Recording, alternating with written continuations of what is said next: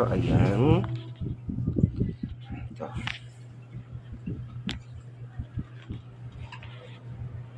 Ayan. So, kompleto na ang aking candle making. Ayan. So, 3 sets to. At eto na din. Ayan. Sa mga nagtatingan ng mga iba pang orders ko. So, ayan. So, ayan. Ayan. So, gagawa ako ng kandila.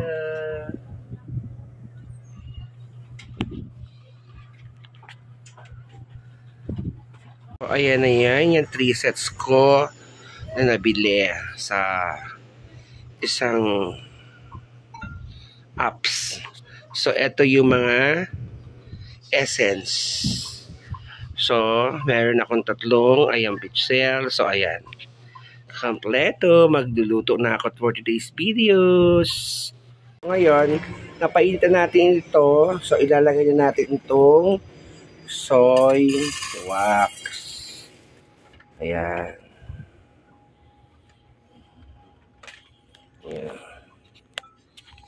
So, ayan yun. So, mix well. Ayan, ikot-ikot hanggang sa matunaw. So, ngayon, lalagyan natin ng red or yellow. So, after naman nun, yun naman ay lalagyan natin ng scents para mabango. Ayan. So, mix well, mix well. Okay. So, ayan na yan. So, nakita niyo yung procedure kung paano ko siya ginawa. So, ito na ating finished product. Ayan. Scented na yan. Meron ng scented yan. Ayan. Okay. So, palalamigin na lang natin yan. Ayan yung ating finished product ng ating kandila. Ayan.